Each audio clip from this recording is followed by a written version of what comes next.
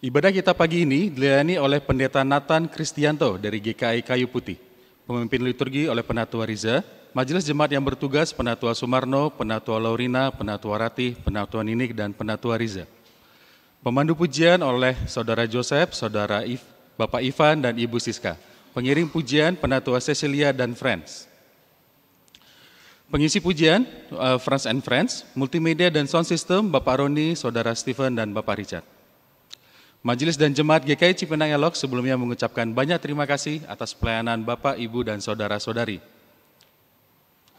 Sebelum memulai ibadah, marilah kita siapkan hati dan pikiran kita dengan bersaat teduh sejenak.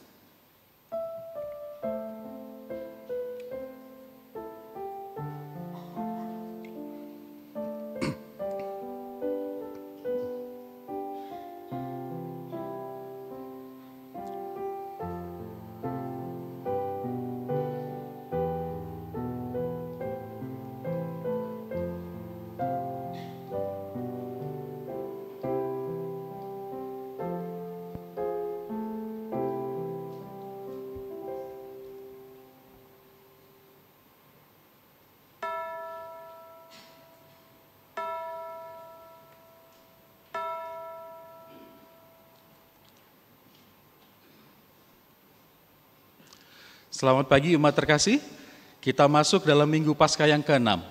Pernahkah selama 5 minggu saudara mengalami tidak mudah loh buat taat pada firman Tuhan dan taat pada kehendak Tuhan? Misalnya saudara merasa sering tergoda dan jatuh pada kesalahan yang sama. Apakah ada cara lain, pilihan lain selain taat? Hari ini kita akan ditolong untuk memahami lebih jauh hal ketaatan oleh Pendeta Nathan dari GKI Kayu Putih. Bapak, Ibu, Saudara-saudari, marilah kita mulai ibadah Minggu Paskah ke-6 ini dengan bangkit berdiri dan menyanyikan lagu dari Kidung Keesaan 60, Tuhan Allah Namamu.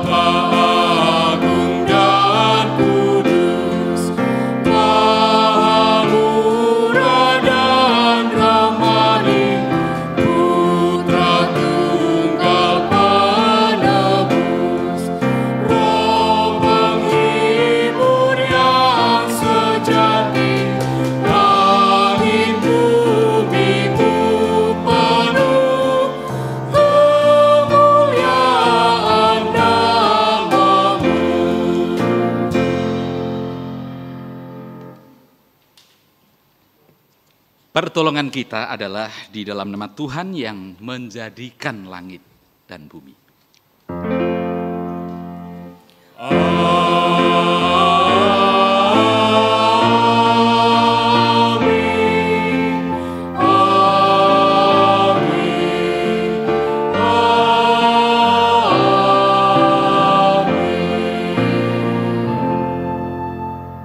Tuhan beserta saudara. Dan beserta saudara juga.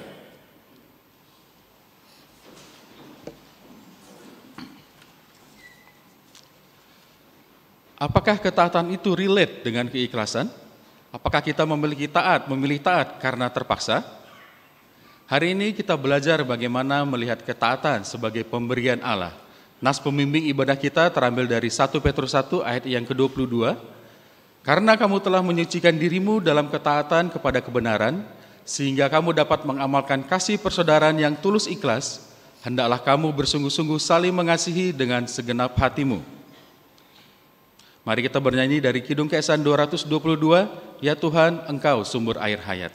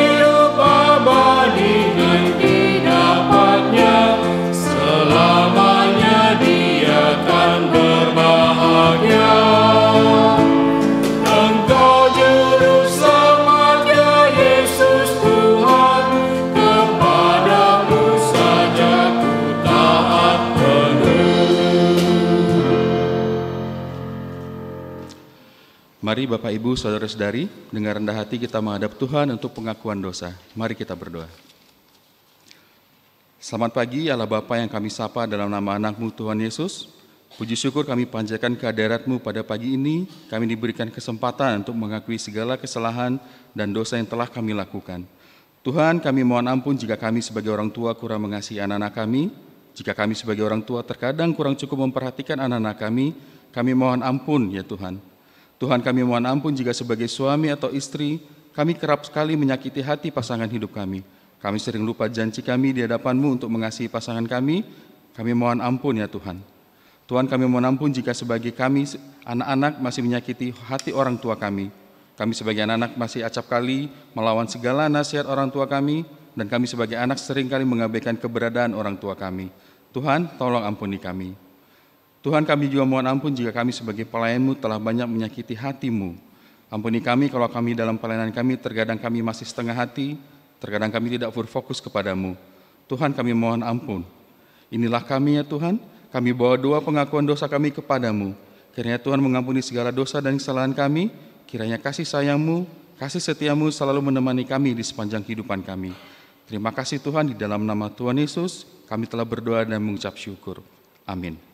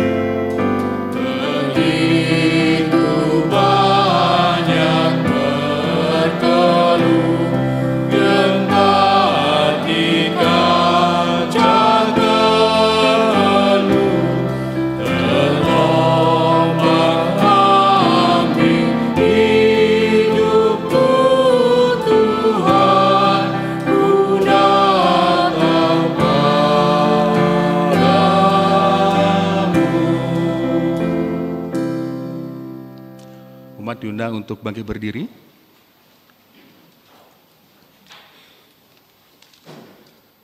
Hati yang taat pasti berbeda dari hati yang memberontak. Berita anugerah dari Tuhan terambil dari Roma pasal ke-6 ayat yang ke-17 sampai ke-18 yang menyapa kita demikian. Namun, syukur kepada Allah, dahulu memang kamu hamba dosa, tetapi sekarang kamu dengan segenap hati telah mentaati pengajaran yang telah diteruskan kepadamu. Kamu telah dimerdekakan dari dosa dan menjadi hamba kebenaran. Di dalam Kristus engkau telah diampuni.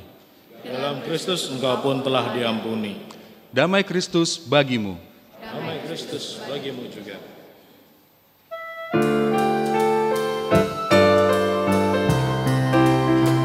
Bersukacitalah selalu, tunjukkan wajah gembiramu.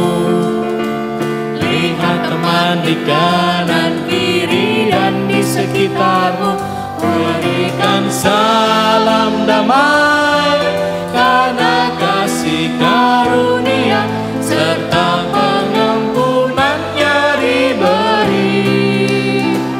Hiduplah dalam damai seorang dengan yang lain, itu kehendak Tuhan bagimu. Hiduplah dalam damai seorang dengan yang lain, itu kehendak Tuhan bagimu.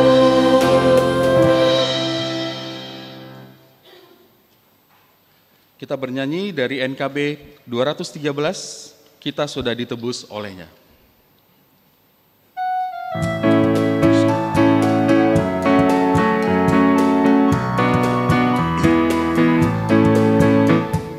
Kita sudah ditebus olehnya, kini layanilah muka-Lismu.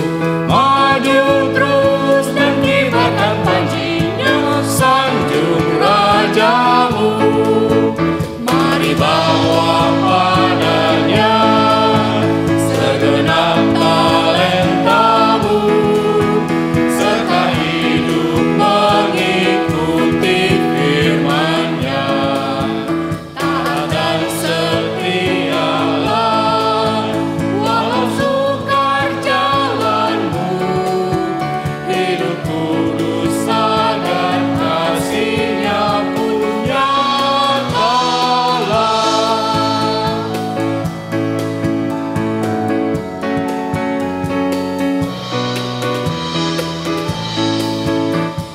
Waktu suka atau waktu duka, walau badai datang melandamu, janganlah jemu melayaninya, sanjung rajamu. Mari bawa padanya segenap talentamu, serta hidup mengikuti firman-Nya. Taat dan setialah, walau sukar jalanmu.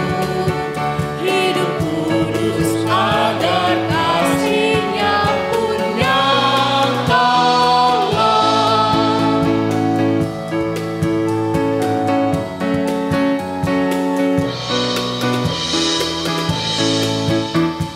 Dan layanilah dengan setia, jangan dosa sampai menghalangmu. Junjunglah terus kebenaran-Nya, sanjung rajamu. Mari bawa padanya segenap talentamu, serta hidup mengikuti firman-Nya. Taat dan setialah, walau sukar jalanmu. Hidup kudus agar kasih-Nya pun nyatalah. Umat dipersilahkan duduk kembali. Kita mendengar persembahan pujian dari Franz and Friends. Dipersilahkan.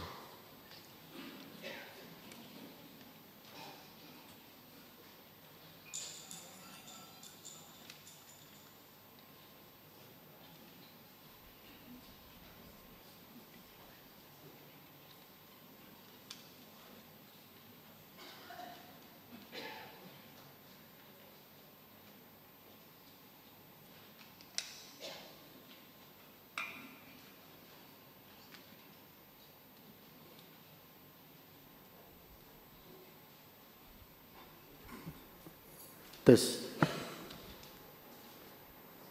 Cek.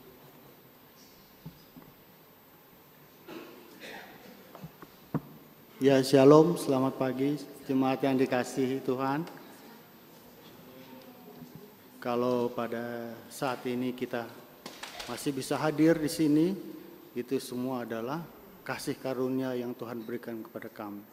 Sampai pada saat ini kita masih bisa sehat, kita masih bisa beribadah, itu semua adalah kasih daripada Tuhan. Kami di sini yang kami yang hanya debu ini, kami mencoba untuk memuji, memuliakan nama Tuhan dengan satu lagu yang berjudul Kasih. Terima kasih.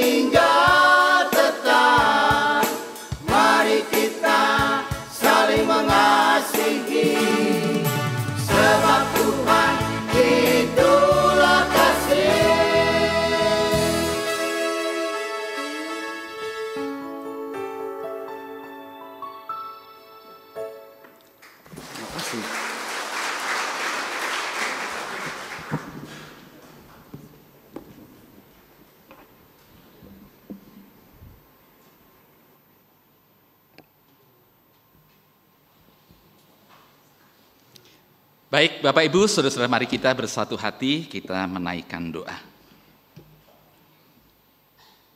Ya Tuhan, kami mensyukuri berkat Tuhan, kami bisa hadir di rumah-Mu, mengalami dan merasakan indahnya kasih Tuhan, melihat kembali perjalanan hidup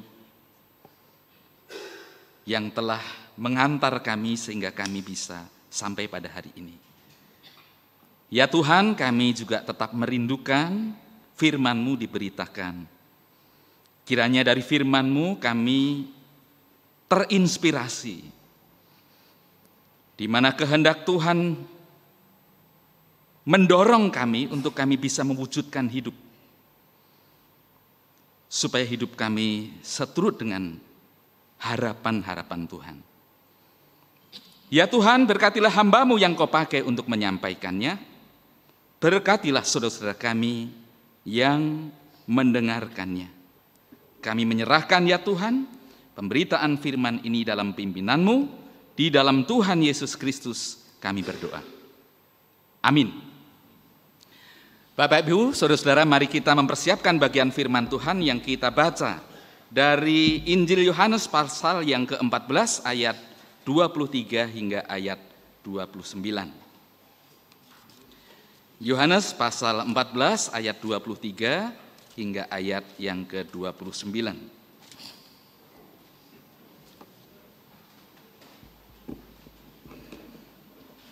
Kita membaca bagian firman Tuhan ini demikian. Jawab Yesus, "Jika seseorang mengasihi aku, ia akan menuruti firman-Ku, dan Bapa-Ku akan mengasihi dia, dan kami akan datang kepadanya dan tinggal bersama-sama dengan dia. Siapa saja yang tidak mengasihi aku, ia tidak menuruti firman-Ku. Firman yang kamu dengar itu bukanlah dariku, melainkan dari Bapa yang mengutus aku. Semuanya itu kukatakan kepadamu selagi aku berada bersama kamu. Namun penolong, yaitu Roh Kudus, yang akan diutus oleh Bapa dalam namaku, dialah yang akan mengajarkan segala sesuatu kepadamu dan mengingatkan kamu akan semua yang telah kukatakan kepadamu. Damai sejahtera ku tinggalkan bagimu, damai sejahtera ku berikan kepadamu, dan aku memberi kepadamu tidak seperti dunia memberi. Jangan gelisah dan gentar hatimu. Kamu telah mendengar bahwa aku telah berkata kepadamu, aku pergi, tetapi aku akan datang kepadamu. Sekiranya kamu mengasihi aku, kamu tentu akan bersukacita, karena aku pergi kepada Bapa-Ku, sebab Bapa lebih besar daripada aku. Sekarang juga aku mengatakannya kepadamu, sebelum hal itu terjadi, supaya kamu percaya apabila hal itu terjadi." Saudara, demikianlah pembacaan firman Tuhan. Berbahagialah kita yang mendengarkan firman-Nya, memelihara firman itu di dalam kehidupannya. Haleluya.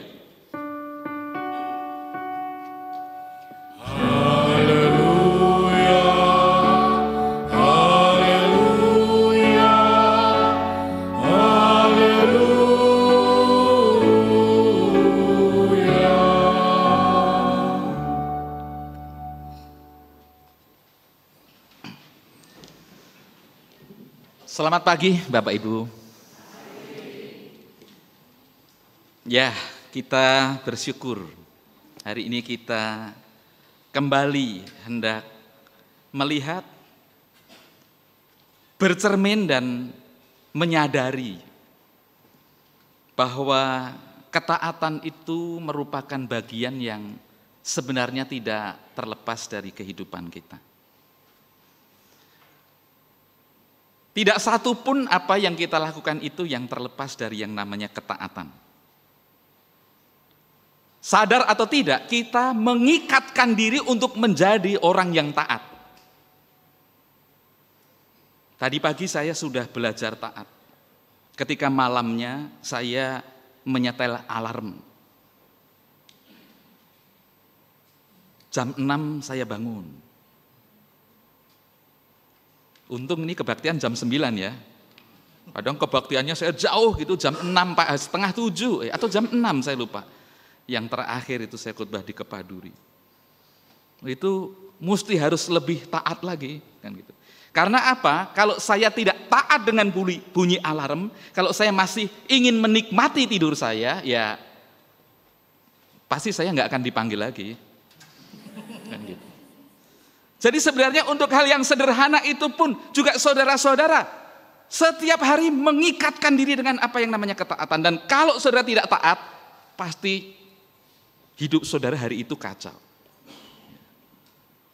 Mandi saja perlu ketaatan tidak Bapak Ibu? Walaupun itu tidak ada aturan tertulisnya bahwa ketika kita masuk kamar mandi, kita akan mengguyur, membasahi badan kita lebih dulu ya. Baru setelah itu kita memakai sabun. Setelah itu kita membilas. Itu harus ditaati. Jangan dibalik Pak. Bapak habis sabunan, lalu bukan, habis gosok lalu guyur baru sabunan ya Pak, terus baru keluar ya. Pasti akan kacau balau ya. Juga aktivitas-aktivitas yang kita lakukan berikutnya ketika kita ada di jalan, kita mengikatkan diri dengan ketaatan. Urusan kita dengan SIM, urusan kita dengan STNK, lebih jauh lagi urusan kita dengan paspor, semuanya itu karena kita mengikatkan diri dengan ketaatan. Jadi betapa taat itu menjadi bagian yang tidak bisa dilepaskan dari kehidupan kita. Saya rasa hidup rohani kita pun juga seperti itu. Tidak bisa dilepaskan dari yang namanya ketaatan. Mengapa Bapak Ibu hari ini berada di tempat ini? Peduli yang khotbah saya atau bukan kan, Bapak Ibu akan datang. Bapak Ibu akan mengikuti ibadah. Bapak Ibu akan mengikuti alur ibadah. Bapak Ibu akan pulang, Bapak Ibu akan bergumul dengan firman Tuhan. Bagaimana Bapak Ibu menjalani hidup bersama-sama dengan firman Tuhan. Itu semua adalah bagian dari ketaatan. Ketaatan merupakan hal mutlak yang harus kita jalani. Hanya yang menjadi masalah, yang menjadi persoalan bagi kita adalah di balik semua ketaatan yang kita lakukan itu, apa sebenarnya yang mendasari?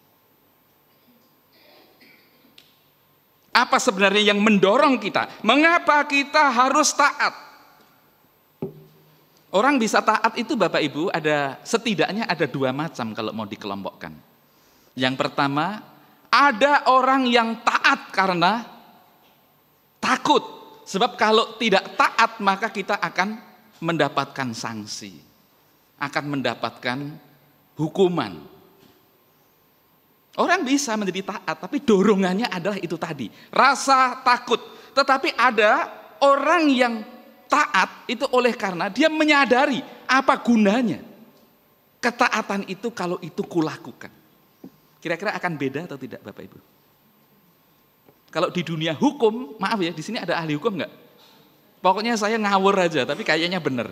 Itu ada dua istilah. Ya. Yang pertama itu adalah orang melakukan ketaatan berdasarkan rasa takut, itu namanya civil law. Itu pemberlakuan hukum. Hukum diberlakukan, kita harus taat. Kalau tidak, maka kita akan kena sanksi. Maka kita akan kena denda. Nah, kalau orang taat seperti ini, Bapak Ibu bisa lihat, apakah ketaatan ini akan menjadi sesuatu yang akan terus-menerus bisa diwujudkan dalam segala situasi apapun. Kenapa busway itu harus ada separatornya? Bapak Ibu ada nggak jalur busway di luar negeri? Ada separatornya nggak? Pembatas dari beton yang besar itu loh. Yang sering ditabrak gitu kalau orang meleng. Di luar negeri nggak ada ya. Bapak Ibu bangga hidup di Indonesia. Ada busway, ada separator, itu artinya orang yang masang itu nggak percaya sama kita. Sebab kalau separator itu hilang, udah pasti kita nerjang. Berarti melakukannya atas dasar apa? Rasa takut, sebab kalau udah terlanjur nyelonong masuk ke jalur itu, nanti di ujungnya udah ada polisi kan? Maka kita takut. Berarti kalau tidak ada kondisi itu, kita tidak akan taat. Jadi ketaatan yang didasari oleh rasa takut, itu ketaatan yang tidak akan berlangsung untuk seterusnya. Dia bergantung dengan situasi, dia bergantung dengan kondisi. Sama halnya, kalau kita bicara tentang kesehatan, Bapak Ibu ini saya harus mengakui, saya nggak tahu sudah pernah cerita belum, ini saya dapat kiriman paru dua plastik, lumayan besar, mungkin itu 0,5 kilo per plastik, paru kering yang kriuk-kriuk itu kan.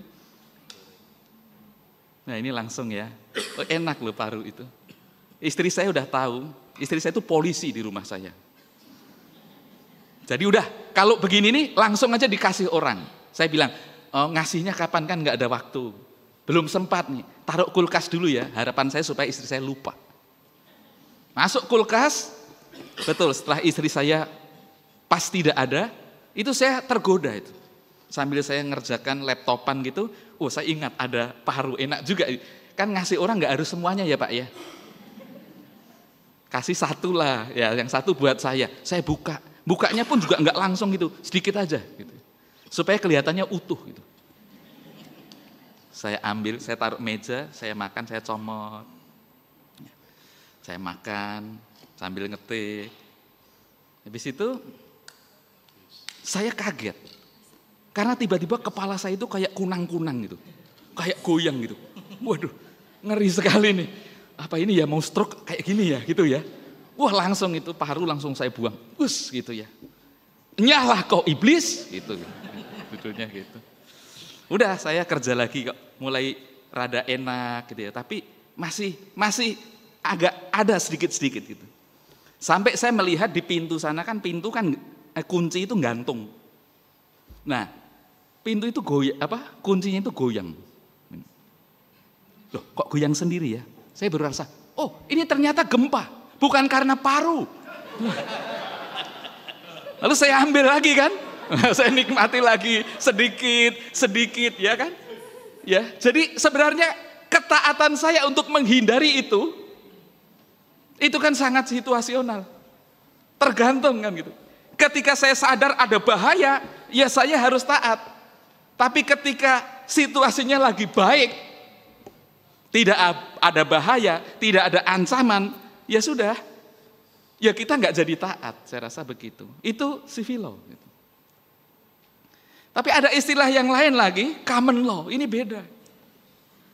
Itu pembiasaan hukum di mana orang melakukan itu, taat menjalani karena sadar. Situasi apapun, ada ancaman atau tidak, dia tetap akan menjalani. Pagi-pagi kita lagi berhenti di lampu merah, padahal pagi banget, nggak ada siapa-siapa, polisi nggak ada, ya kita tetap. Karena apa? Karena itu sudah menjadi bagian yang menyatu, yang biasa dengan diri kita. Karena kita sadar kalau kita melakukan itu adalah sesuatu yang membawa kebaikan. Baik bagi diri kita maupun bagi orang lain. Nah saudara, hanya persoalannya lagi untuk bisa menjadi taat karena sadar bagi kita ini susahnya bukan main.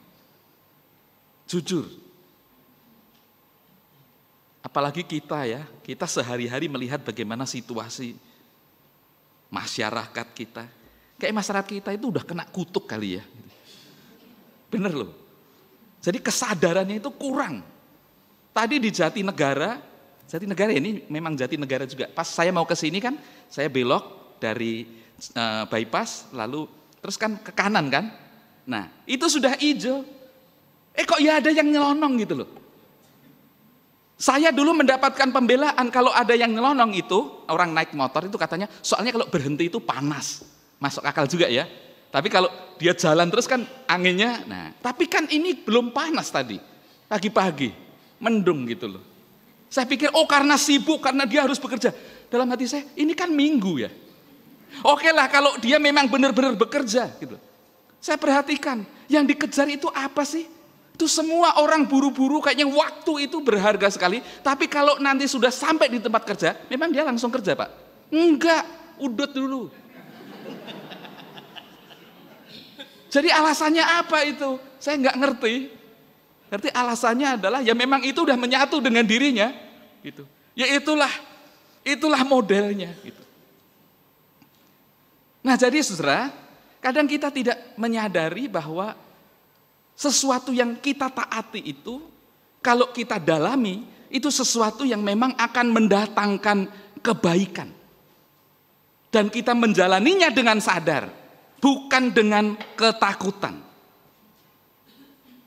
Nah, sekarang bagaimana kita bisa menjalani ketaatan itu dengan sadar dan bukan dengan ketakutan?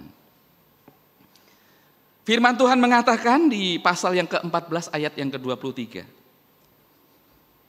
Jawab Yesus, jika seorang mengasihi Aku, ia akan menuruti firman-Ku dan Bapa-Ku akan mengasihi dia. Jika seorang mengasihi Aku, maka ia akan menuruti. Menuruti itu berarti ada satu tindakan yang dilakukan. Kata taat itu pasti berhubungan dengan perintah yang dilakukan. Tindakan yang dilakukan. Dasarnya apa? Ternyata dasar untuk orang bisa taat itu, saudara, kalau kita mengasihi.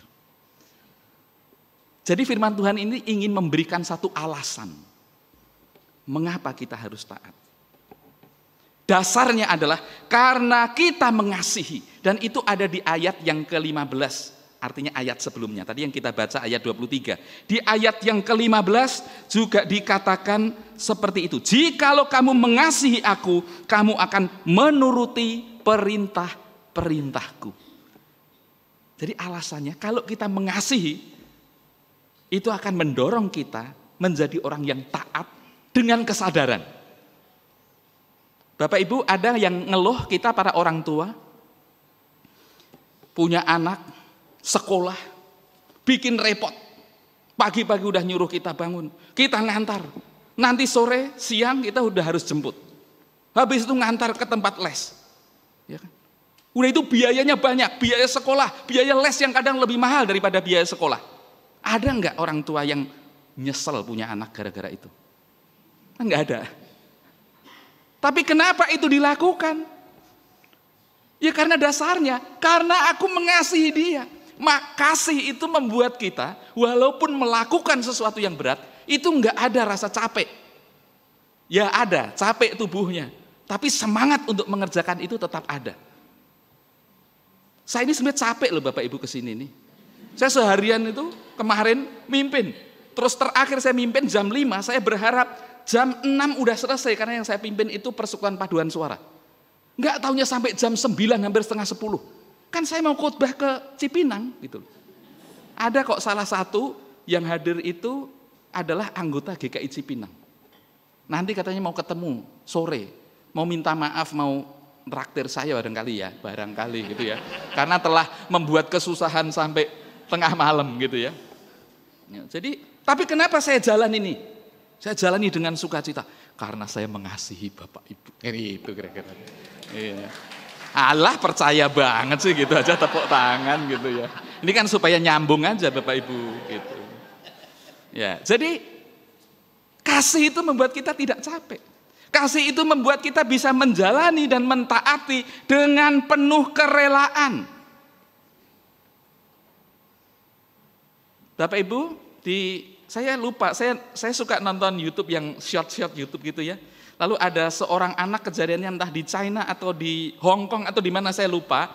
Jadi si anak ini ceritanya dia itu tiba-tiba membiasakan diri untuk makan banyak yang mungkin 5-10 kali lebih banyak dari biasanya.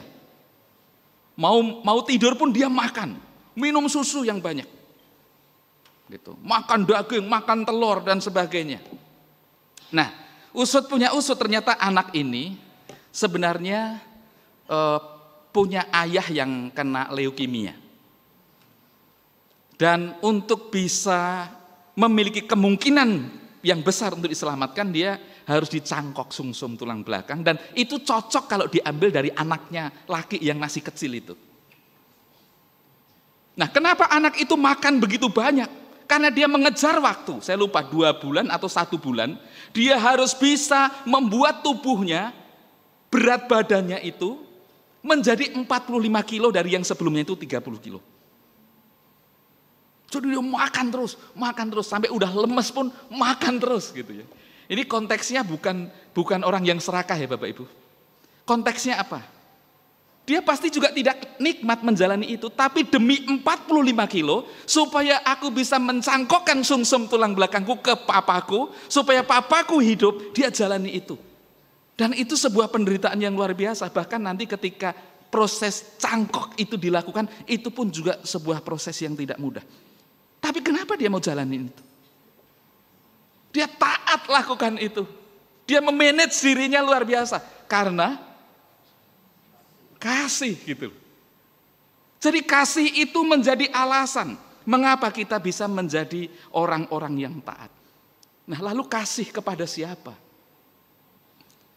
Yang pertama tentu saja Saudara adalah kasih terhadap Allah. Makanya dikatakan di ayat yang ke-14 ataupun 23. Jikalau kamu mengasihi aku, kamu akan menuruti segala perintahku. Jika kamu mengasihi aku. Jika para murid mengasihi Yesus, jika para murid mengasihi Bapa, kasih yang membuat orang bisa taat dengan sukarela itu tadi. Nah, saudara-saudara, mengasihi Tuhan. Kadang-kadang ini bagian yang hanya mudah untuk kita ucapkan. Tapi mengasihi Tuhan itu sebenarnya baik kalau kita memang betul memahami apa alasannya sehingga kita melakukan itu. Kalau kita melakukan sesuatu tanpa kita tahu apa yang menjadi alasannya, itu biasanya ringan gitu ya, hampa gitu. Kalau saya pernah dikasih oleh seseorang, kalau saya pernah lagi jalan ya, tiba-tiba ada bayangan besar itu mau nyamber, mau lewat gitu, lalu ada orang yang tiba-tiba mendorong saya sampai kita berdua jatuh dan dia sampai terluka gitu ya. Ternyata ada truk yang mau nabrak saya. Kira-kira apa yang akan saya lakukan terhadap orang itu? Kalau perempuan akan saya ambil jadi istri saya. Kan mungkin gitu kan. Kalau laki-laki dia akan saya angkat jadi saudara saya. Kan gitu kan.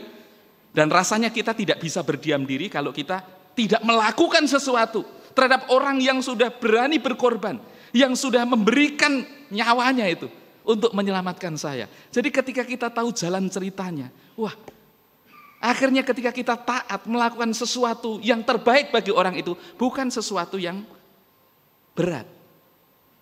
Tuhan itu sudah mengasihi kita. Sejauh mana kita menyadari itu bergantung kita. Apakah Tuhan mengasihi saya? Iya, saya harus katakan. Kemarin saya retreat sama Bu Pendeta Diana Al-Bukhari ya. Saya sering sebutnya Diana Al-Bukhari, Diana Bakri ya. Ada nggak di sini, nanti marah nanti. Enggak, saya biasa bercanda. Sama Pak Handri Salim ya, kita retreat sama-sama. Lalu salah satu bagian itu kita disuruh melihat foto masa kecil atau mengingat di masa kecil. Lalu ketika kita melihat di masa kecil, saya mendapati bahwa Nathan Kristianto itu adalah anak yang ngesianin sekali. Saya maksudnya. Kan masing-masing kan suruh membayangkan di masa kecil kan. Ya saya membayangkan diri saya mendapati ya ampun kamu ngesianin banget. Lulus SMP itu tinggi saya 139. Jadi bayangkan sebelum lulus saya segede apa. Dan saya itu kayaknya itu anak yang paling nikmat untuk dibully. Jadi saya pernah dibully oleh anak di atas 2 tahun di atas saya, badannya gede, sampai sekian kali pembulian saya akhirnya nekat dan berani, saya berantem dengan orang itu, saya kelas 2, dia kelas 4. Jangan macem-macem sama saya, kayaknya begini, tapi saya ini berani. Lalu akhirnya kita berantem, dikelilingi oleh banyak orang, sampai saya kepukul sekali dan saya pingsan. Tahu-tahu saya udah dibawa ke satu ruangan itu. Kesian banget pokoknya saya ini. Betul. Terus Saya masih ingat bagaimana guru saya ketika saya ngerjakan matematika, nggak bisa Pak. Guru saya mendekati saya, tangannya ditaruh di jidat saya, lalu dibilang gini, otak kayak gini kok hidup katanya. Itu sampai sekarang saya ingat dan sampai sekarang saya sebel sama matematika. Tapi saya bersyukur karena sebel saya sama matematika, saya akhirnya sekolah pendeta. Ya. Jadi alasan saya sekolah pendeta itu karena sebel sama matematika Bapak Ibu. Jadi ada berbagai macam pengalaman di masa kecil, lalu akhirnya kita disuruh berterima kasih sama dia. Karena biarpun, seolah-olah gitu ya, biarpun kamu dulu mengalami situasi yang seperti itu, luar biasa ya, kamu kok hebat ya, kamu bisa tahan, kamu bisa menjalani itu, kamu bisa melewati itu, dan bisa mengantar sampai kondisi hari ini. Ayo bilang terima kasih. Lalu saya terima kasih, suruh meluk pura-puranya. Terima kasih ya Nathan ya, hebat kamu ya, kamu memang ngesianin ya, tapi kamu sudah luar biasa bisa bertahan dalam situasi yang seperti itu, terima kasih ya. Gitu. Kalau Nathan kecil itu ingin saya hargai, kemampuannya bertahan untuk hidup, kemampuannya untuk berjuang, pada saat saya lemah, pada saat saya lelah, kesian kalau saya tidak, ya kan? Kesian perjuangannya Nathan kecil kalau Nathan besar ini menghadapi situasi tertentu aja loyo, gitu kan? Nah jadi ketika kita menyadari bahwa kita ini sudah dikasih, itu yang mendorong kita untuk bisa melakukan sesuatu dengan lebih baik. Nah begitu juga kasih kita kepada Tuhan. Kasih Tuhan itu kita hayati sangat besar. Memang hidup itu tidak mudah. Bukan berarti kalau dikasihi itu maka semuanya jadi enak. Yesus saja yang inilah anak yang kukasihi, kepadamulah aku berkenan aja, habis itu puasa 40 hari. Jadi dikasihi itu tidak berarti bahwa semuanya akhirnya jadi enak. Dikasihi, disertai, dikuatkan, itu dikasihi. Kenapa kita sekarang ini masih bisa hidup, masih bisa bernafas, masih bisa beribadah, masih bisa melihat orang-orang yang mengasihi ada di sekeliling kita? Itu kasih Tuhan. Nah kalau Tuhan sudah mengasihi kita, maka menaati Tuhan itu bukan sesuatu yang berat, yang membuat kita takut kalau tidak melakukan itu nanti mendatangkan musibah. Tapi ada satu kesadaran, saya ingin taat kepadamu ya Tuhan, karena Engkau sudah melakukan banyak hal dalam kehidupanku. Dan aku ingin mengasihi Engkau dengan ketaatanku. Itu hal yang pertama, saudara. Lalu hal yang kedua, kasih terhadap siapa? Kasih terhadap Allah. Kasih terhadap diri sendiri. Kalau kita mengasihi Tuhan, itu sebenarnya kita mengasihi diri sendiri.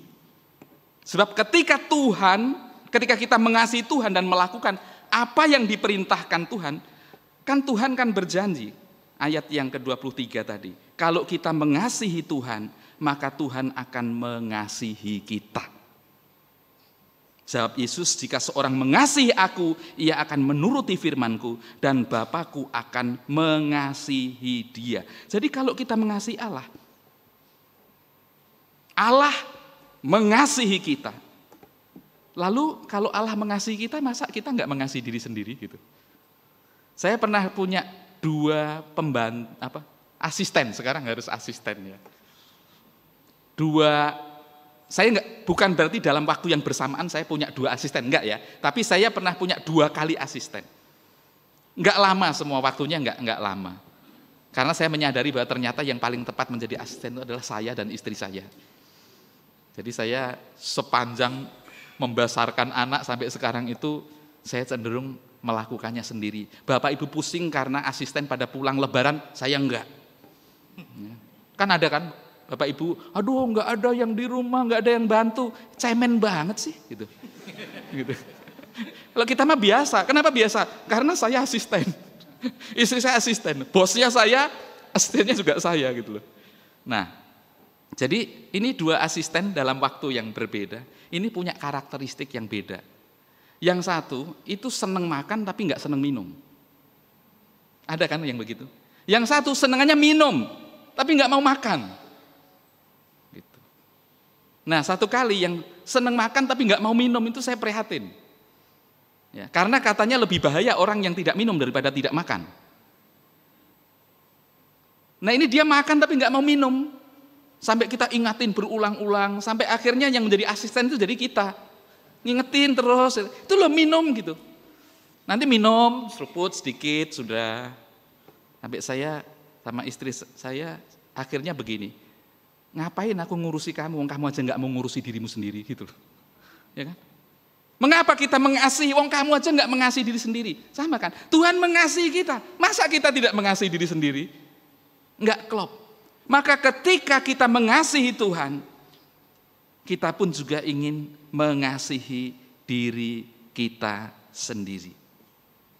Kalau kita mengasihi diri, banyak hal itu akan kita lakukan dengan ringan, dengan senang, bukan karena terpaksa. Olahraga itu tidak mudah Bapak Ibu ya, harus bangun pagi, harus berjalan. Tapi karena orang mengasihi dirinya sendiri, dia akan lakukan itu. Bukan dengan keterpaksaan. Minum obat itu enggak enak, itu pahit dan mahal. Ya, pahitnya masih bisa dimakan pakai pisang. Tapi persoalannya mahal itu. Tapi kenapa kita lakukan juga? Mengapa kita minum obat? Ya karena kita mengasihi diri kita sendiri. Orang melayani di gereja, orang menjadi pelayan Tuhan, di selain kita mengasihi Tuhan, itu sebenarnya mengasihi diri sendiri. Ya. Saya nggak bisa membayangkan kalau saya tidak melayani Tuhan seperti saat ini. Saya itu punya kemampuan bergaul yang luar biasa. Orang yang nggak kenal aja saya ajak ngomong. Orang yang mirip-mirip saya pikir udah kenal. Bapak itu mirip seseorang, tadi mau saya tanya, tapi pasti bukan. Karena lebih ganteng Bapak. Gitu. Nah, orang yang bisa bersosialisasi itu biasanya juga rawan, mudah tergoda, ya, mudah terpengaruh dan sebagainya. Saya punya potensi untuk itu. Tapi untung saya lingkungannya di gereja. Kan nggak enak sama Pak Reza kalau ngapa-ngapain, kan gitu kan ya. Jadi ada kontrol. Ketika kita melayani, kita juga belajar dewasa untuk kepentingan siapa? Itulah kasih kita kepada diri sendiri. Gitu. Dan itu sebabnya mengapa orang melayani dan melakukannya dengan rela, gitu loh, dengan ringan, dengan senang. Nah, saudara, itulah kalau kita mengasihi diri sendiri. Coba kalau kita tidak mengasihi diri sendiri, yang seringkali barangkali kita lakukan. Sudah tahu kita ini lelah. Ada nggak yang orang yang pernah merasa bahwa tubuh itu lelah, tapi kita tetap forsir terus? Nggak kasihan sama tubuh kita. Udah tahu bahwa kita ini sakit, tetap aja makan apa saja, hayo gitu loh, hajar terus. Ada nggak di antara kita yang pernah minta maaf sama tubuh kita? Maaf ya, aku sudah membuatmu menderita. Gitu. Karena apapun ku masukkan dalam mulutku dan sebagainya.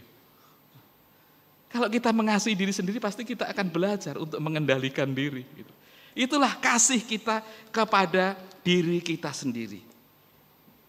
Dan selanjutnya tentu saja kasih terhadap diri sendiri itu adalah kasih kita terhadap orang lain. Atau membuat kita menyadari bahwa kita perlu mengasihi orang lain. Kalau kita sudah berantakan dengan hidup kita, apa itu hanya urusan dengan diri kita sendiri? Apa itu juga tidak akan menjadi beban dan persoalan bagi orang lain? Kan kadang orang begitu, kan ngebut anak muda, ngebut motor-motorku sendiri, nyawa-nyawaku sendiri, ngapain urusan? Kan gitu kan? Loh, memang kalau kamu jatuh kamu bisa bangun sendiri, kan pasti ngerepotin orang lain. Jadi kadang kita tidak menyadari bahwa apa yang kita lakukan itu sebenarnya memberi dampak kepada orang lain. Ketika kita tidak mengasihi diri sendiri, ketika kita sembarangan dengan diri kita sendiri, pasti itu dampaknya juga akan kepada orang lain. Maka mengasihi diri sendiri, yang ketika itu kita lakukan, ya, kita sadari, maka kita akan melakukan ketaatan, melakukan apa yang terbaik bagi diri kita. Dan juga akhirnya juga melakukan apa yang terbaik bagi orang lain. Beberapa waktu yang lalu, saudara saya itu, Bapak Ibu mungkin tahu, yang namanya bukan penyakit, gangguan ya, yang gampang kencing itu namanya apa? Beser. Ini lebih parah dari beser. Kalau beser biasanya waktunya masih bisa ditahan setengah jam. Kalau ini 1 menit udah pengen kencing lagi. Belum pernah ya? Hidup sekali belum pernah ngerasain itu. Saya sering. Ya, ada ya. Itu namanya anyang-anyangan. Kalau orang dulu obatnya adalah jempolnya diikat. Ingat nggak? Oh, belum pernah ya. Wah, ini orang-orang baik semua ini kayaknya nih. Hanya saya. Saya pernah kejadian begitu, jadi gampang kencing gitu. Nanti baru keluar itu udah pengen kencing lagi. Nah, kejadiannya di toilet umum, ketika saya mau kencing, saya melihat di toilet itu ada banyak titik-titik kuning yang berceceran. Jadi sebelum saya kencingnya nggak pinter gitu, ya kan? Ya udah, akhirnya saya kencing, ya kan? Setelah saya kencing, walaupun itu bukan perbuatan saya ambil tisu, saya lap, bersih kan? Supaya apa? Supaya orang lain yang kencing itu jadi nyaman. Gitu. Udah kan? Saya keluar, saya tahan-tahan agak lama, akhirnya kan pengen kencing lagi kan? Saya kencing lagi. Ada lagi titik-titik kuning gitu loh. Saya lap lagi. Ini Bapak Ibu kadang-kadang mungkin nggak perhatikan loh. Habis kencing kita sebenarnya memberikan penderitaan bagi orang lain. Gitu ya. Pastikan bahwa toilet itu bersih. Karena apa? Karena kita berpikir apa yang baik bagi orang lain. Karena kita, karena kita mengasihi orang lain. Mengasihi orang lain itu yang membuat akhirnya Nathan Kristianto ini menjadi orang yang kerjaannya ngelapin. Tapi ya nggak apa-apa kan gitu kan. Nah, saya rasa seperti itu, saudara. Bagaimana kita bisa menjadi orang-orang yang taat dan ketaatan itu sungguh-sungguh didorong oleh satu kesadaran dan alasannya adalah karena kita mengasihi. Nah, ini sesuatu yang luar biasa. Ini yang juga dilakukan oleh para murid. Ketika perintah ini dipahami, dihayati oleh mereka. Sebelum Yesus naik ke surga kan pesan ini diberikan. Dan mereka juga diperlengkapi untuk bisa menjadi berkat bagi orang lain. Dan itu yang membuat mereka akhirnya kemana-mana. Apakah itu nikmat? Udah pasti nggak nikmat. Kalau kita tanya Paulus masih hidup, apa yang Anda lakukan? Ketika Anda berani menempuh 3 kali perjalanan yang begitu jauh, masuk dari penjara ke penjara. Itu sesuatu yang berat, tapi Paulus menjalani itu. Dan akhirnya ketaatan Paulus itu memberi buah. Untung dia itu menghadapi kesusahan. Sehingga dia bukan hanya ngomong doang ketika dia menjadi orang yang kuat. Untung dia itu banyak mengalami pemenjaraan. Jadi banyak surat-surat itu ditulis karena dia ada di penjara. Pada saat dia ada di penjara. Jadi dia nulis surat. Kalau dia tidak di penjara, kalau modelnya dia penginjilan seperti saya, ini kan habis saya ngomong hilang nggak? Saudara-saudara, masih kedengaran nggak? Hilang kan? Loh, masih. Suara siapa itu? Ini namanya en-malik. Jadi kalau udah ngomong hilang kan? Kalau dia diucapkan. Tapi kalau dia dituliskan, dia masih bisa dibaca oleh banyak orang. Bukan hanya orang yang ada di kelompok ini, tapi orang banyak melintasi tempat, melintasi waktu. Itu surat-surat Paulus. Untung. Ketaatan itu ternyata tidak akan menjadi sesuatu yang sia-sia. Dia akan berguna. Tentu saja dia memuliakan Allah. Dia berguna bagi diri kita sendiri. Dia berguna bagi orang lain. Dia berguna bagi kehidupan. Dia menjadi anugerah bagi dunia ini. Selamat kembali menjalani hidup dalam ketaatan. Tuhan memberkati. Amin. Mari kita masuk dalam saat teduh.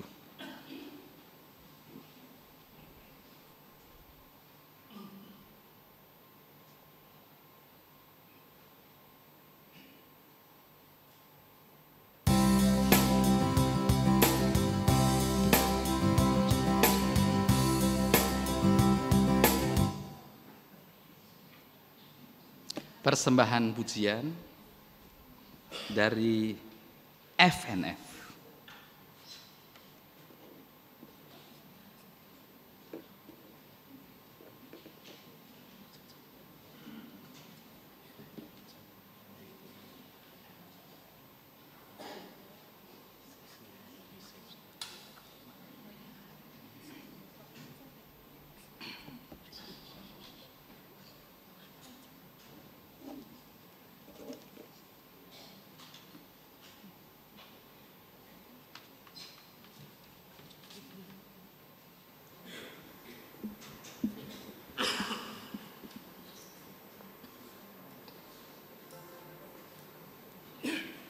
Cek.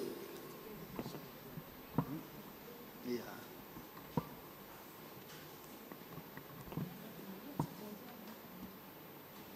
Ya, sebagai lagu berikutnya kami akan menyanyikan lagu dengan judul Hanya Dia, Dia adalah Kristus satu-satunya. Terima kasih.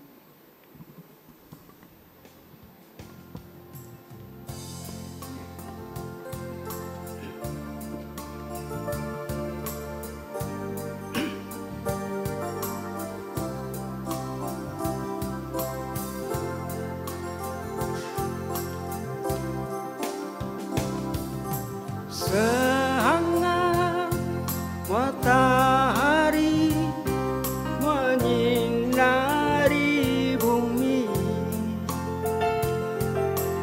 tiada melebihi kasih yang abadi.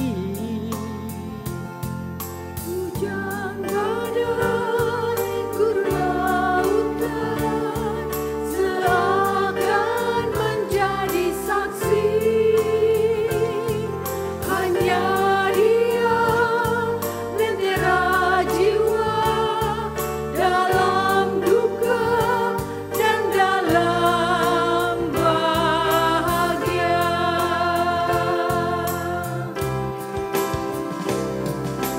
Muliakanlah akan kebesaran-Nya, Juru Selamat kita, penebus segala dosa-dosa.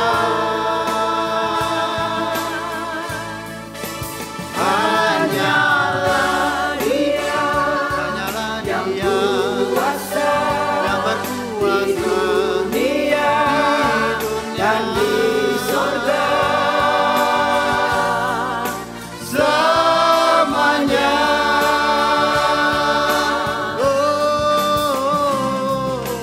Muliakanlah akan kebesaran-Nya, Juru Selamat kita, penebus segala dosa-dosa. Hanyalah Dia yang kuasa di dunia dan di surga. Selamanya. Pujilah Dia yang mulia, Juru Selamat manusia. Sembah dan sujud ku panjatkan hanyalah kepada-Nya.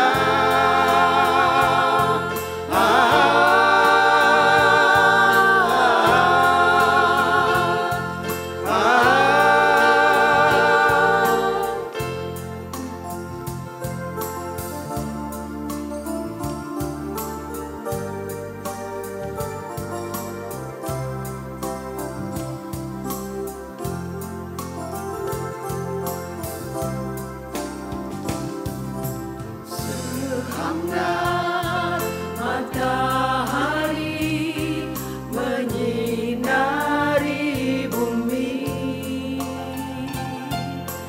tiada melebihi kasih yang abadi. Hujan badai gunung lautan seakan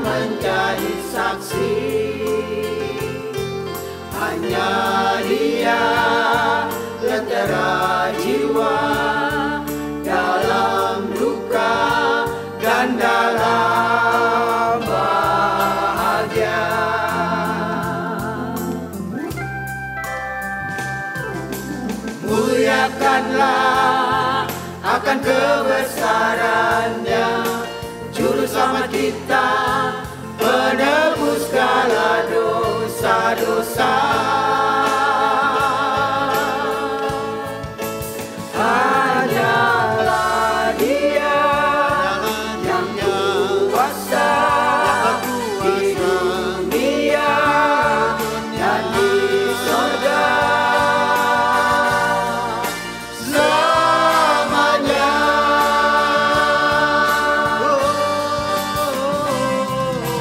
Muliakanlah akan kebesarannya, Juru Selamat kita, penebus segala dosa-dosa. Hanyalah Dia yang kuasa di dunia dan di sorga selamanya. Selamanya.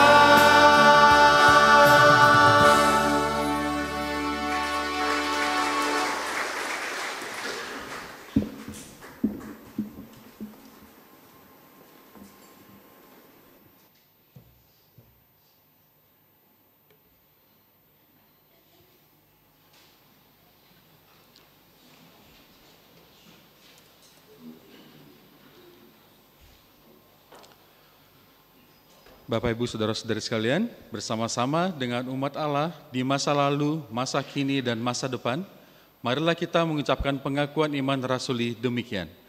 Aku percaya kepada Allah, Bapa yang Maha Kuasa, Khalik langit dan bumi, dan kepada Yesus Kristus, anaknya yang tunggal Tuhan kita, yang dikandung dari Roh Kudus, lahir dari anak darah Maria, yang menderita sengsara di bawah pemerintahan Pontius Pilatus, disalibkan, mati dan dikuburkan, turun ke dalam kerajaan maut. Pada hari yang ketiga, bangkit pula dari antara orang mati, naik ke surga, duduk di sebelah kanan Allah, Bapa yang Maha Kuasa, dan dari sana Ia akan datang untuk menghakimi orang yang hidup dan yang mati. Aku percaya kepada Roh Kudus, gereja yang kudus dan am, persekutuan orang kudus, pengampunan dosa, kebangkitan orang mati, dan hidup yang kekal. Amin. Umat dipersilahkan duduk. Bapak, Ibu, saudara-saudara, kita akan berdoa menaikkan doa syafaat. Tuhan, terima kasih Tuhan kembali menyadarkan kami tentang pentingnya menjadi taat. Karena kami mengasihi Engkau, karena kami mengasihi diri kami, karena kami mengasihi orang lain. Dan dalam ketaatan ini Tuhan, kami berharap apa yang baik bisa terjadi dalam kehidupan. Dan ketika kami saat ini diberikan kesempatan untuk berdoa, kami mendoakan supaya melalui apa yang kami mohon kepada Tuhan akan bisa membawa dan berbuah baik bagi kehidupan kami. Kami mendoakan ya Tuhan kesehatan umat-Mu di tengah pancaroba ini. Di tengah kami memohon kepadamu, kiranya kami juga menjadi bagian dari upaya untuk bisa menjadi sehat dan memelihara kesehatan kami. Kami juga mendoakan saudara-saudara kami yang sedang berkonflik, mereka yang hidup di belahan dunia lain, saudara-saudara kami di India, di Pakistan, di Palestina, di Ukraina, di Rusia, di mana-mana pun tempat. Harapan baik yang kami bawa dalam doa kami, biarlah itu Tuhan berkati, sehingga sungguh saudara-saudara kami yang sedang bertikai juga mampu menjalani ketaatan hidup mereka, supaya apa yang mereka lakukan merupakan buah dan wujud dari kasih sayang mereka kepada Tuhan, kepada diri, dan kepada orang lain. Kami berdoa untuk bangsa dan negara kami, untuk para pemimpin di pemerintahan kami, Di dalam menghadapi berbagai macam persoalan sosial, ekonomi, hukum, persoalan yang lainnya. Tolonglah ya Tuhan supaya para pemimpin kami beroleh kekuatan, beroleh hikmat, menjadi alat yang Tuhan pakai, mendatangkan sejahtera bagi negeri kami ini. Berdoa untuk pergumulan umat-Mu yang sedang sakit dan dalam pemulihan. Berdoa untuk Opung Katarigan, berdoa untuk Ibu Abel Amalo, Ibu Susana Takneo, Ibu Saryana, Ibu Nurana Boruginting, Ibu Pingkan Lantang, Ibu Susan, Ibu Silvana Wenarja, Ibu Esterlin Wibowo, Ibu Rini Zain, Bapak Tony Magani, Bapak Robi Moningka, Penatua G. Kristanto, Bapak Porindra Arif, Ibu Ananda Azel. Tuhan, anak-anak-Mu yang sedang sakit atau dalam pemulihan, kiranya tidak pernah kehilangan kemampuan untuk merasakan kehadiran dan berkat-berkat Tuhan meskipun dalam kelemahan tubuhnya. Dan kami memohon doa bersama dengan doa mereka, bersama dengan upaya yang mereka lakukan untuk kesembuhan dan pemulihan bagi mereka. Untuk saudara kami yang lanjut usia, Ibu Hidayani, Ibu Yulia Iskandar, Ibu Yusefin, Ibu Murni Lasebua, Ibu Dian Damayanti, Ibu Nyoto, Ibu Baren Sinaga. Biarlah Tuhan, masa tua dengan segala pergumulannya adalah saat-saat di mana kami makin mengendap dan makin berhikmat. Walaupun ada banyak hal yang terhilang, walaupun mobilitas terbatas, walaupun pengeluaran mungkin makin bertambah dan pemasukan berkurang, tolonglah ya Tuhan saudara-saudara kami yang sudah lanjut usia tetap dipelihara oleh Tuhan. Dan juga Tuhan memakai kami, anak, mantu, cucu-cucu, sahabat yang masih muda dan produktif untuk menjadi bagian dari alat berkat Tuhan. Tuhan, kami juga berdoa untuk aktivitas bergereja, untuk persiapan panitia Bible Camp, komisi remaja, Bible Camp, komisi anak, panitia Pentakosta, semuanya Tuhan berkati dalam seluruh persiapannya, satukan hati mereka, melakukan yang terbaik bersama-sama untuk Tuhan melalui pelayanan mereka.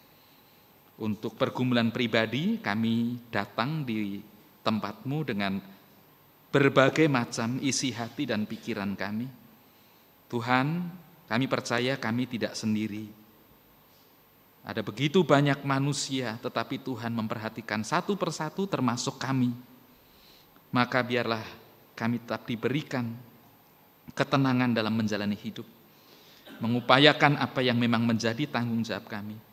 Mencari pekerjaan, mencari pasangan hidup. Mengupayakan hadirnya berkat keturunan, diberikan stabilitas ekonomi, keharmonisan dalam keluarga, semuanya ya Tuhan. Biarlah kami terus memohon pertolongan dari Tuhan dan memohon dimampukan menjadi bagian yang bersama-sama bisa mewujudkannya. Tuhan, kami sebentar akan mengakhiri ibadah kami akan memasuki ibadah dalam keseharian kami. Berkatilah kami ya Tuhan, dimanapun kami berada di situ nama-Mu kami permuliakan dan kehadiran-Mu tetap kami rasakan.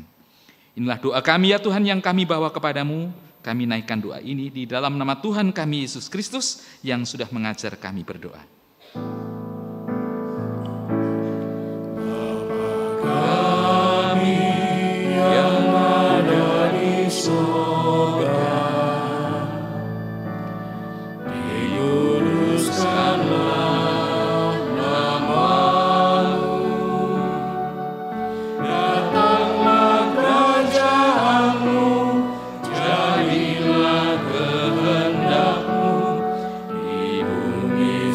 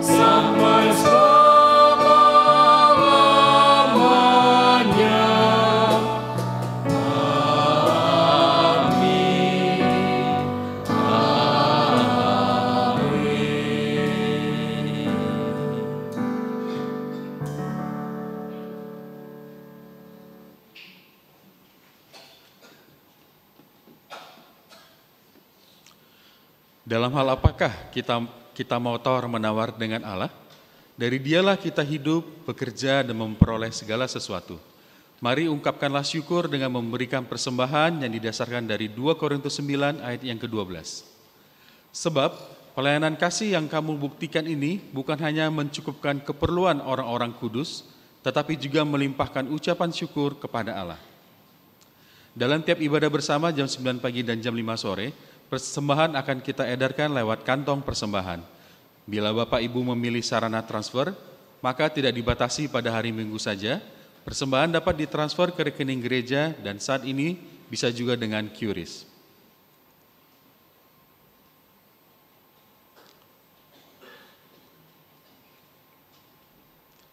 Dan pada tiap hari dan jam kerja tata usaha, persembahan dapat dimasukkan ke dalam kotak persembahan di kantor tata usaha. Marilah sekarang kita membawa rasa syukur kita dengan pujian Kidung Keesaan 535, Tiap Langkahku.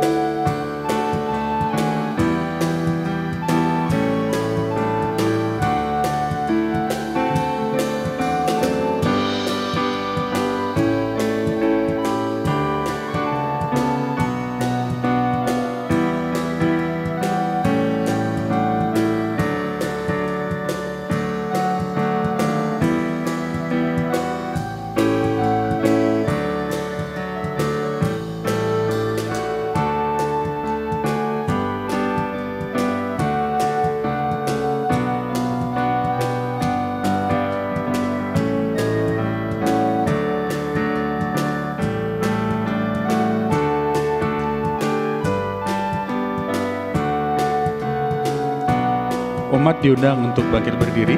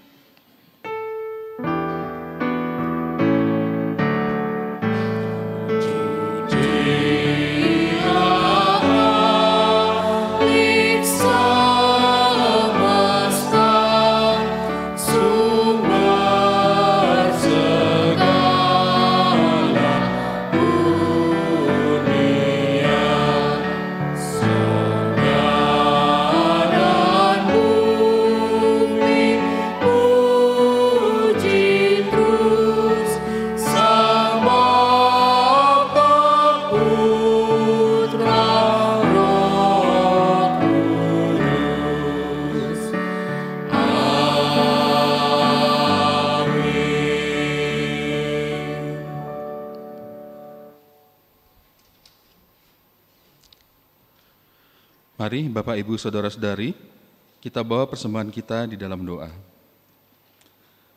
Bapa yang di sorga, terima kasih untuk kesempatan kali ini kami bisa membawa persembahan kami ke dalam hadirat-Mu. Terima kasih Bapa untuk berkat yang telah Engkau beri. Bapa, saat ini kiranya Engkau bersedia untuk menerima persembahan ini sebagai wujud tanda terima kasih kami. Mohon terima persembahan kami ya Bapa, supaya bisa dipakai sesuai dengan kehendak-Mu. Kiranya persembahan ini dapat dipergunakan untuk menunjang kegiatan di gereja-Mu dan juga bisa memberkati di sekeliling kami. Tidak lupa kami berdoa untuk majelis jemaat yang akan mengelolanya. Kami berdoa agar diberikan hikmat yang berasal daripada-Mu saja. Terima kasih Bapa. Inilah doa persembahan kami yang kami bawa di dalam nama Tuhan Yesus. Kami telah berdoa. Amin. Amin.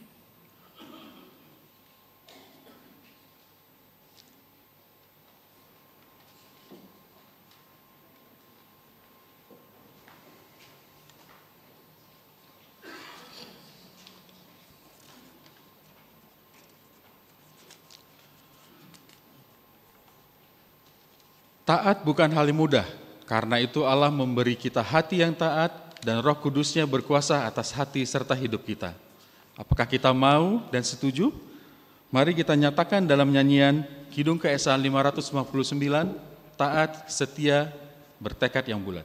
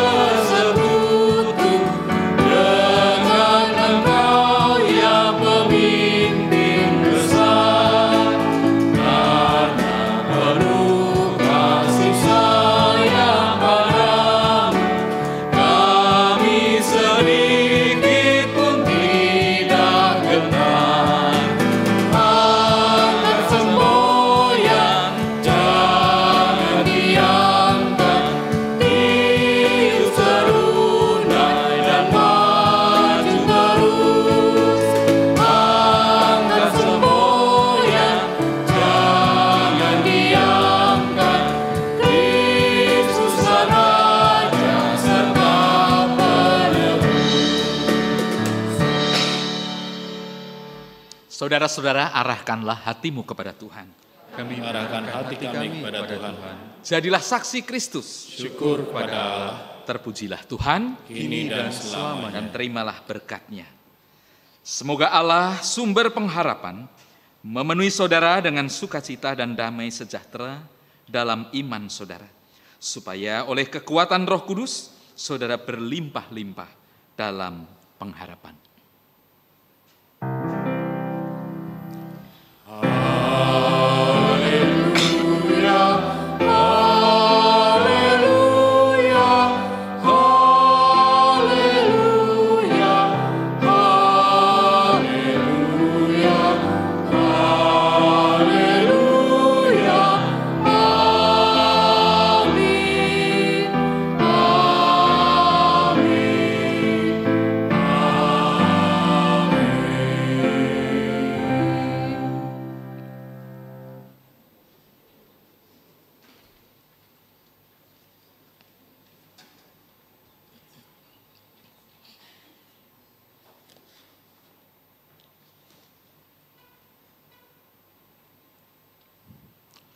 Marilah kita kembali menyanyikan Kidung Keesaan 559 ayat yang ketiga.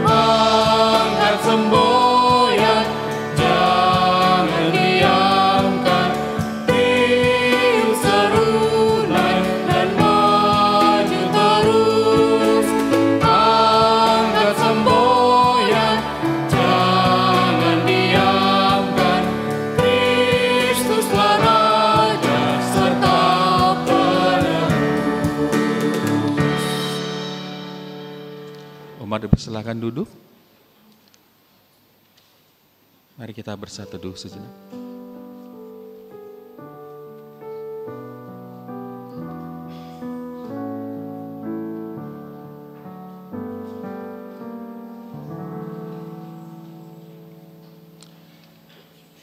Sebelum kita meninggalkan ruang gedung gereja, kami ingatkan untuk kegiatan sepekan kita seperti berikut.